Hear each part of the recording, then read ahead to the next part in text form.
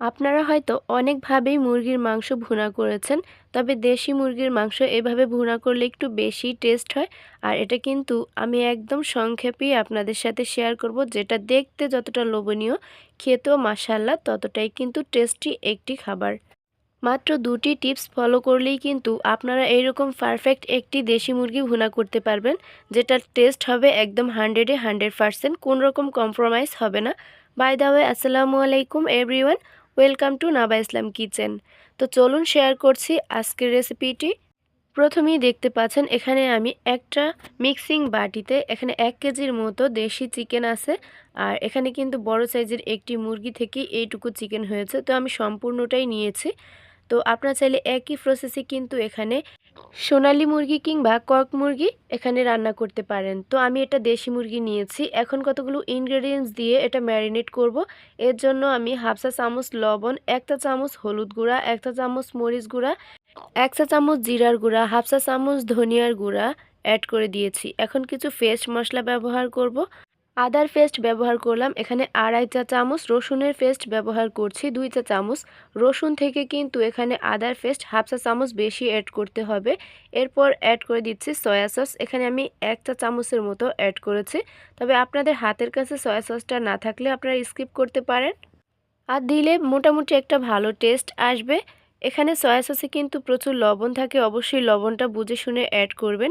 এরপর এখানে cooking oil add করে দিয়েছি, মোটামুটি ৩ থেকে ৪ টেবিল চামচ পরিমাণ মতো হবে। তো এটা দিয়ে আমি হাত দিয়ে ভালো করে মিক্স করে নিচ্ছি, যাতে সুন্দরভাবে মশলাটা এই মাংসের সাথে সেট হয়ে যায়। এই চিকেনটা কিন্তু অবশ্যই হাত দিয়ে ভালো করে মথে এটা মিক্স করে নেবেন, যাতে মশলাটা সুন্দরভাবে চিকেনের গায়ে সেট হয়। তো দেখতেই পাচ্ছেন এটা আমার মিক্স করা হয়ে গিয়েছে। এভাবে আমি ১৫ থেকে ২০ মিনিটের মতো রেস্টে রেখে দিব। হাতে সময় থাকলে কিন্তু ৩০ মিনিটও রাখতে পারেন। এরপর চলে এসেছি ৩০ মিনিট পর সরাসরি কিচেনে। তো একটা ফ্রাই প্যানে এখানে আমি কুকিং অয়েল অ্যাড করেছি ৩ টেবিল চামচ পরিমাণ।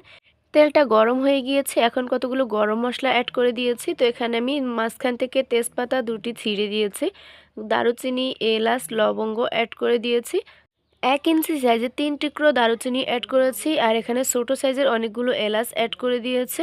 এরপর ৩০ থেকে ৪০ সেকেন্ডের মতো আমি এটা ভেজে নিয়েছি। সুন্দর একটা স্মেলের পর কিন্তু আমি এখানে হাফ কাপের মতো পেঁয়াজ কুচি অ্যাড করে দিয়েছি। এখানে কিন্তু পেঁয়াজের পরিমাণটা একটু বেশি লাগবে। এই চিকেনটা যেহেতু ভুনা করব, এর জন্য একটু পেঁয়াজটা আমি ব্রাউন কালার করে ভেজে নিয়েছি। এরপর আমি অ্যাড করে দিয়েছি চিকেনগুলো। চুলার আঁচটা অবশ্যই মিডিয়ামে রেখে ১০ থেকে ১৫ মিনিট কিন্তু কোনো রকম পানি ছাড়া এটা ভালো করে ভুনে নিতে হবে। প্রথমে ৩ থেকে ৪ মিনিট কিন্তু ঢাকনা ছাড়া এভাবেই আমি ভুনে নিয়েছি। অবশ্যই চুলার আঁচটা মিডিয়াম টু লো হিটে রেখে যখনই এই চিকেন থেকে হালকা পানি ছাড়বে তখন কিন্তু এটা ঢেকে ভুনে নিতে হবে আরও ৮ থেকে ১০ মিনিট। আর অবশ্যই কিন্তু অফ ক্যামেরায় ৩ থেকে ৪ বার নেড়েচেড়ে দিতে হবে। তো দেখতেই পাচ্ছেন চুলার আঁচটা একদম মিডিয়াম টু লো হিটে রেখে এটা আমি ভেজে নিয়েছি। আর ঢেকে রান্না করার কারণে কিন্তু এখান থেকে অনেকটাই পানি উঠে গিয়েছে, আর এটা দিয়ে আমি নেড়েচেড়ে রান্না করে নিয়েছিলাম টোটালি ১০ থেকে ১২ মিনিটের মতো। এখন আমি গরম পানি অ্যাড করে দিচ্ছি। এই চিকেনটা সেদ্ধ করার জন্য এখানে আমি আগে থেকে ম্যারিনেট করা বাটিটা ধুয়ে ২ কাপ পানি অ্যাড করেছি। গরম পানি অ্যাড করার কারণ হচ্ছে এই চিকেনটা কিন্তু আর শক্ত হয়ে যাবে না, একদম পারফেক্টলি ভাবে দ্রুত সেদ্ধ হয়ে যাবে। এরপর ঢেকে রান্না করে নিয়েছি আরও ৮ থেকে ১০ মিনিট। সম্পূর্ণ পানিটা কিন্তু অনেকটাই শুকিয়ে গিয়েছে। এখন এটা আমি একটা সাইডে রেখে এখানে একটা ফোড়ন দেব, আর এটার কারণে কিন্তু সুন্দর একটা ফ্লেভার আসবে আর খেতেও অনেক ভালো লাগবে। তো একটা কড়াইতে এখানে আমি সরিষার তেল অ্যাড করেছি মোটামুটি ২ টেবিল চামচ পরিমাণ, আর বড় সাইজের একটি পেঁয়াজ এখানে আমি ভেজে নিয়েছি। সাথে ৩টি শুকনো মরিচ দিয়েছি সুন্দর ফ্লেভারের জন্য।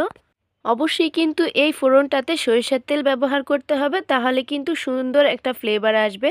এখন আমি এই ফোড়নটা চিকেনের মাঝে দিয়ে দিচ্ছি, আর দিয়েই কিন্তু নাড়াচাড়া করা যাবে না, দ্রুত ঢেকে দিতে হবে। তাহলেই কিন্তু এই ফোড়নের সুন্দর একটা ফ্লেভার চিকেনের মাঝে মেল্ট হয়ে যাবে, আর এটা খেতেও অসম্ভব ভালো লাগবে। তো আমি কিন্তু ১ থেকে ১.৫ মিনিট পর ঢাকনাটা খুলে দিয়েছি, আর এখন একটু মিক্স করে নিচ্ছি। ফাইনালি কিন্তু ভালো করে মিক্স করে একটা বলক তুলে নিয়েছি। এবার আমি চুলা থেকে নামিয়ে নিচ্ছি, আর গরম গরম এটা পরিবেশন করব, আর আপনাদের সাথেও সেটা শেয়ার করব। ফাইনালি কিন্তু এটা আমি ৫ মিনিট পর পরিবেশন করছি। এই চিকেনটা দেখতে যতটা লোভনীয়, মাশাআল্লাহ খেতেও কিন্তু ততটাই টেস্টি হয়েছে। আরও একটা ইন্টারেস্টিং ব্যাপার হচ্ছে এই চিকেনটি রান্না করতে কিন্তু বাহিরের কোনো বাড়তি মশলা ব্যবহার করিনি। ঘরে থাকা যে মশলাগুলো ছিল সেগুলো দিয়েই কিন্তু আমি এটা রান্না করেছি। ভিডিওটি ভালো লেগে থাকলে অবশ্যই একটি শেয়ার দিয়ে দিবেন। আল্লাহ হাফেজ।